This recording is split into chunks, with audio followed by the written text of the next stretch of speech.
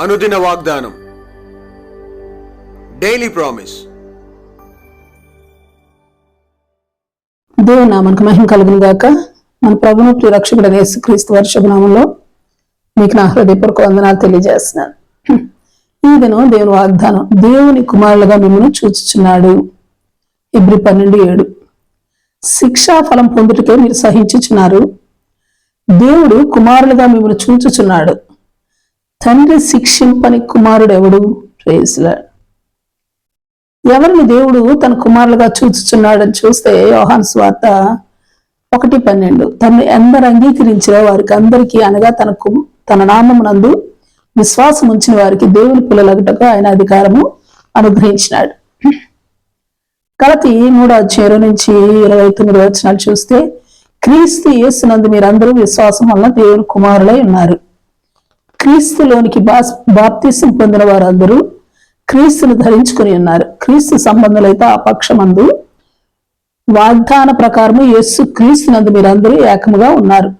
ఇందులో యూదుడని, గ్రీసు దేశస్థుడని, దాసుడని, స్వతంత్రుడని, స్త్రీ అని, పురుషుడని భేదం లేదు. 4:6-7 చూస్తే, మీరు కుమారుల ఉన్నందున నాయన తండ్రి అని మొరపెట్టు తన కుమారుని ఆత్మను దేవుడు మన హృదయంలోనికి పంపెను.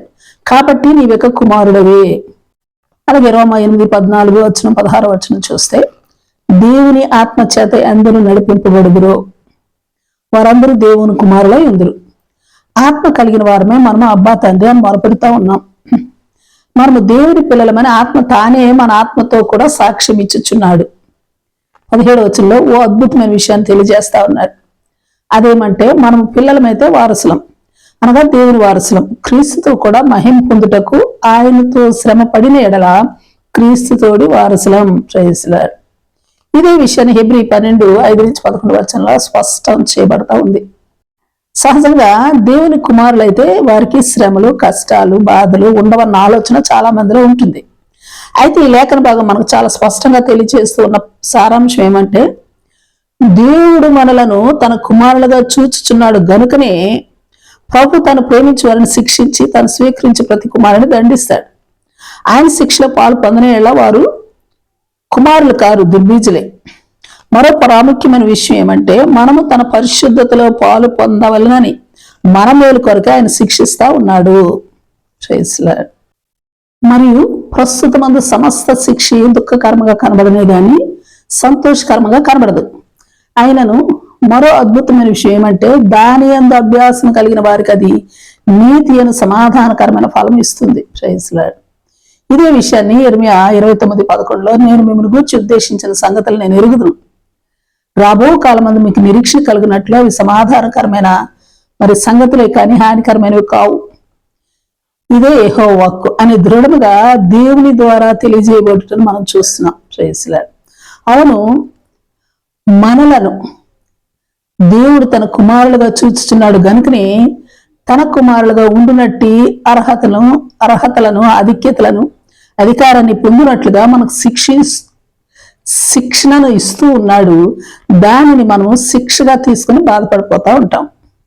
యాకోబు రాసిన పత్రిక 1:14 మానవులమైన మనము ప్రతి ఒక్కరము ప్రతి దానిని చూచి మన స్వకీయమైన దురాశ చేత ఏడవబడి మరలు కొల్పబడిన వారమే శోధనలో ప్రవేశించకుండానట్లు ప్రభు మనకు తాను ఇచ్చే శిక్షలో చక్కని శిక్షను పొందుకుని దాని యందు అభ్యాసం కలిగి దేవుని కుమారులుగా, దేవుని పిల్లలుగా నీతిను సమాధానకరమైన ఫలము పొందుకుందుముగాక. ఆమేన్. Praise lord. ప్రార్థన చేసుకుందాం. ప్రేమ నమ్మకం కలిగిన మా పరలోకపు తండ్రి, నీ పరిశుద్ధ నామమునకు స్తుతులు, స్తోత్రాలు. దేవా, మమ్మును మీరు మీ కుమారులుగాను మీ పిల్లలుగాను చూచుచున్నందులకు స్తుతులు, స్తోత్రాలు. అర్హత లేని మాకు అతి గొప్ప అర్హతనిచ్చిన దేవా, మీకు స్తుతులయ్యా. కోట్లాది వందనాలు. మీ కుమారులమైన మమ్మును మీరు శిక్షించినప్పుడు మీ కుమారులముగా ఆ శిక్షా ఫలమును పొందుకున్నట్లు సహనముతో ఆ శిక్షణ యందు అభ్యాస కలిగిన వారమై మీ పరిశుద్ధతలో పాలు పొంది నీతి అనే సమాధానకరమైన ఫలము పొందుకున్నట్టి కృపా భాగ్యమును నాకు మాకు మా ఎల్లరికూ అనుగ్రహించమని ప్రార్థిస్తూ యేసు నామంలో అడిగి వేడుకొచ్చున్నాం తండ్రి. Amen, amen. Praise Lord. రేపు మరొక వాగ్దానంతో మనం కలుసుకుందాం. ప్రతిరోజు ఉదయం ఈ కార్యక్రమాన్ని వీక్షించగలరు. తిరిగి మళ్ళా రేపు ఉదయం కలుసుకుందాం. దేవుడు మిమ్మల్ని దీవించును గాక.